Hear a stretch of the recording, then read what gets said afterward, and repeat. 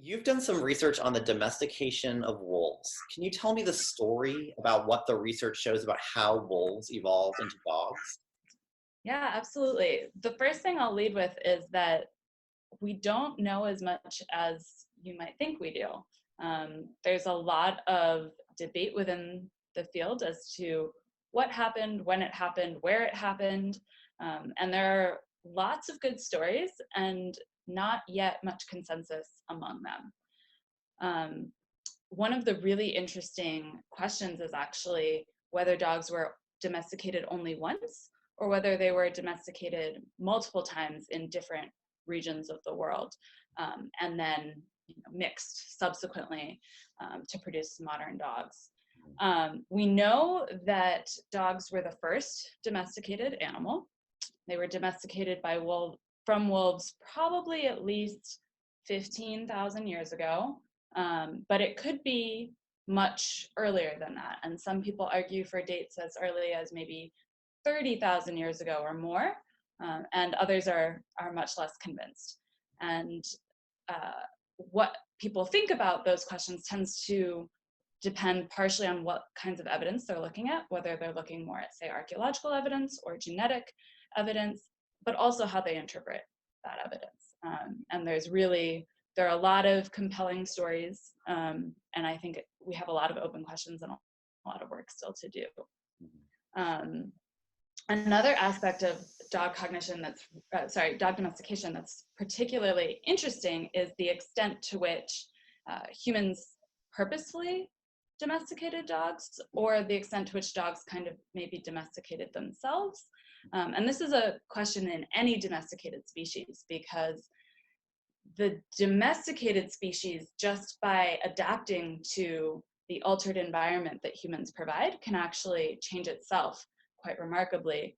And it's not always obvious how much humans' purposeful actions actually contributed and how much the domesticated species just sort of changed on its own. Well, so you said that there are kind of some competing theories. And so one of them that I've heard, and I'd love to hear what your thoughts are, is that kind of the story is, you know, thousands of years ago, a wolf came to an encampment of humans and fed off of some of the discarded stuff that the people had at their campsite or their village or whatever. And there, very slowly, some minor interaction took place, and maybe at some point the wolf showed that it was useful by warning the humans against an intruder of some sort. And little by little, this sort of trusting relationship built, and then that wolf, and then wolves like it that came into a similar situation, bred, and very slowly those were kind of separate from the other population of wolves that were not living near humans. What do you think about that? I think that's a very likely hypothesis. And I think one of the interesting suggestions that raises is that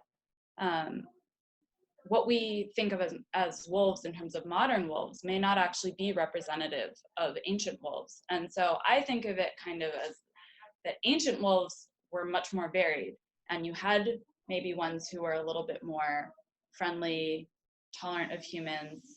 You had ones who were more fearful, stayed away from the humans. You also had ones presumably who were very aggressive, and those ones got killed.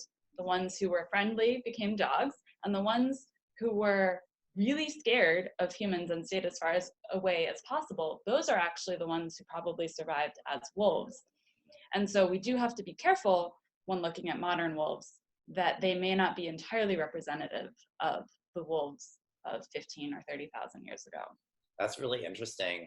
And it also kind of leads me to the question, when you look today at a modern wolf and you compare it to a modern dog, what are kind of some of the really essential differences? The hugest one, in my opinion, is fear. And that's why I mention that, because, you can bring a pet dog, for instance, to a new place, introduce them to new people, And by and large, they're pretty comfortable with that. You know, sure, you have some who might be a little more nervous, but especially if their owner, their bonded person is there with them, they often, even if it takes them a little while, they warm up pretty quickly. You take a wolf and you introduce it to new people or you put it in a new environment, and in general, it just freaks out. And the surprising thing, at least to me when I started working with wolves, was that they do that from a very young age, you know, under 10 weeks old. They have this very strong fear response and what we call neophobia. So specifically a fear of anything that's new, new Wow. people, new objects, new places. You bring them to a new room and they do not want to be there. They want to go back to their comfortable place. And that's just such a strong difference. And it's something that complicates any of the work we do, because things that dogs will have no problem doing, a wolf will often think is really weird and why, you know, does not want to participate in our testing.